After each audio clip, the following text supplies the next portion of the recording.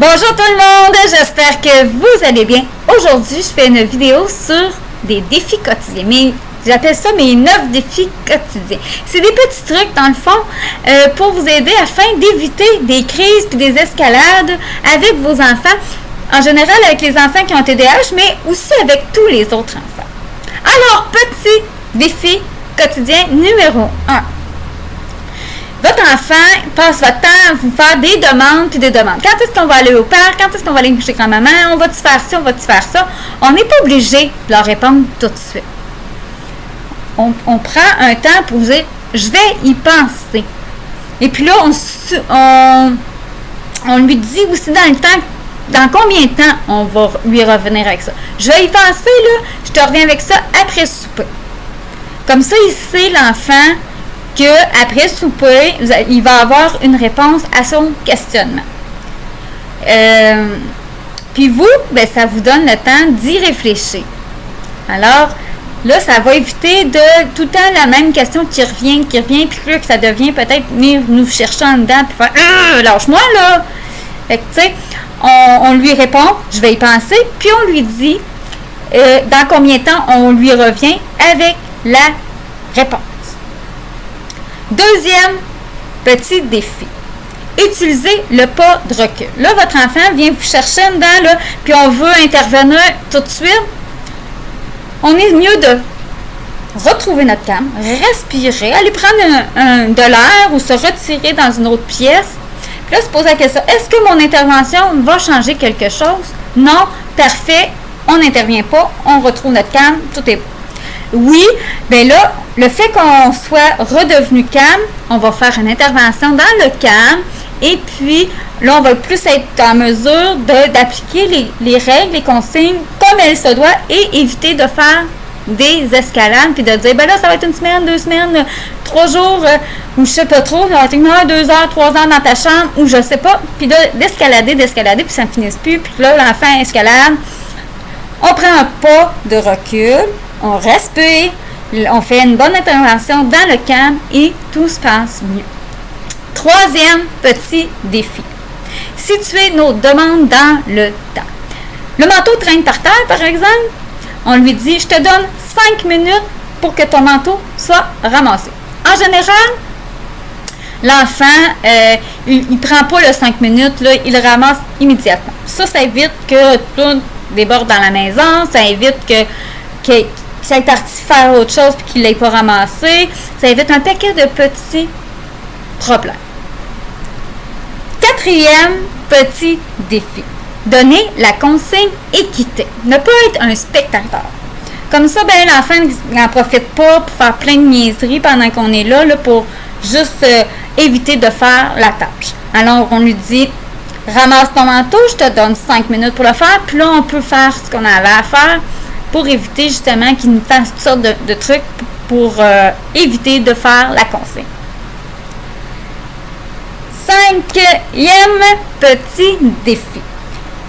Lorsque l'enfant revient de l'école, de la garderie ou le soir avant le dodo, lui demander ce qu'il aime le plus, soit pendant la journée ou soit pendant la soirée, afin de l'aider à développer, trouver des points positifs dans ses journées. On peut lui poser plein de questions, savoir, bon, il a-t-il fait un bricolage, il a-t-il été en mathématiques, peu importe. On essaie de gratter avec lui pour qu'il trouve des points positifs. Ça fait en sorte que, là, il voit qu'on est un écoute pour lui. Alors, s'il arrive quoi que ce soit, il va venir vers nous pour nous parler. Et puis, aussi, ça fait en sorte qu'il n'a pas l'impression que sa journée est toute noire et qu'il y a toute cette petite boule-là, puis qu'à un moment donné, il explose pour rien, puis on ne sait pas trop pourquoi.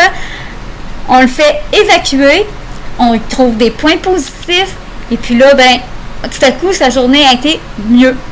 Alors, ça évite qu'il reste pogné avec son émotion négative. 6e petit défi, c'est de lui donner des faux choix. Ça veut dire, mettons, le matin, là, il ne va pas s'habiller, on veut éviter une crise, mais il faut qu'il parte, il faut qu'il s'habille. Bon, mais on lui demande de choisir entre le chandail rouge ou le chandail vert parce que, de toute façon, il faut qu'il s'habille. il s'en va chercher un chandail mauve, c'est pas grave. On lui a donné un choix, faux choix. Comme ça, ça évite la crise. Non, je vais pas m'habiller, puis là, c'est l'enfer, puis on chicane avec lui, puis dans plein de choses. On a une assiette, il y a une assiette devant lui, il veut pas manger, mais il y a des carottes, puis il y a des brocolis. Bon, il a le choix, soit de manger toutes les carottes ou soit de manger tous les brocolis. On lui donne, il n'y a pas le choix, on veut qu'il mange des légumes, mais les carottes ou les brocolis. Souvent, il va peut-être même manger les deux, au bout du compte. 7e petit défi, c'est de nommer clairement nos attentes. On s'en va magasiner, par exemple, puis là, on peut lui dire, là, je m'attends à ce que tu restes à côté de moi. Je m'en vais magasiner pour acheter des vêtements pour l'école, par exemple. Alors, je vais acheter une paire de pantalons, un chandail, puis une paire de bas, ou peu importe. On essaie de nommer un peu ce qu'on va faire comme achat, par exemple. On s'en va à un autre endroit, puis on veut... Quel genre... C'est quoi? Qu'est-ce qu'on s'attend de notre enfant par rapport à l'activité qu'on va faire? Comme ça, l'enfant, il sait comment se comporter. Mais ça, j'en parle dans une autre vidéo qui s'appelle « Gérer nos attentes ». Huitième petit défi, c'est lors des retrouvailles. Nommer les émotions qu'on retrouve avec notre enfant. Et puis ça, c'est quand, mettons, il se lève le matin, c'est une retrouvaille. Il revient de l'école, il revient de la garderie, c'est un autre retrouvaille. Ça fait 30 minutes, une demi-heure, 30 minutes, une demi-heure, c'est pas mal la même affaire, mais 30 minutes, une heure, mettons, qui est parti jouer dans sa chambre, qui revient. Qu'est-ce qu'on voit comme émotion? Oh, t'as l'air triste, qu'est-ce qui se passe? Là, ça l'amène à verbaliser, puis une fois de plus, ça fait en sorte que il ne reste pas pris avec cette émotion-là, puis qu'il explose pour rien éventuellement. 9e et dernier petit défi quotidien, c'est de lui remettre sa fierté. On a tendance à dire « Ah, je suis fière de toi, mon enfant ». Ce que ça fait, ça, c'est que ça lui met une pression pour que la prochaine fois qu'il fait quelque chose, qu'on soit fier de lui. Alors, il y a une petite nuance si on lui dit « Hey, tu dois être fier de toi, tu as réussi à faire ça. » Là, la prochaine fois, il va faire quelque chose pour qu'il soit lui-même fier de lui. Ça, il ne va pas lui mettre la pression pour que vous soyez fiers d'eux. Et puis, ça augmente la confiance en soi, l'estime de soi. Il va être bien mieux comme ça. Aussi, là, dans nos interventions, c'est comme un dixième petit truc. Il ne faut pas oublier que normalement, idéalement plutôt, c'est 7% verbal, 42% du paraverbal, puis 51% le non-verbal. Évidemment, le verbal, c'est quand on parle. Le paraverbal, c'est « hey ». Tu sais, des petits mots comme ça, avec des gestes, on parle pas trop, il y a un ou deux mots. Fais attention, là.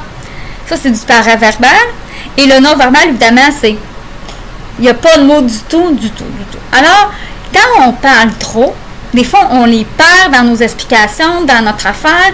Alors, on est mieux de s'en tenir à 7% de verbal et le restant, moins possible de parler. Comme ça, on ne les perd pas trop, puis nous, on économise de l'énergie. Alors, j'espère que vous avez aimé la vidéo. N'hésitez pas à liker, commenter, partager et surtout, abonnez-vous. La petite clochette.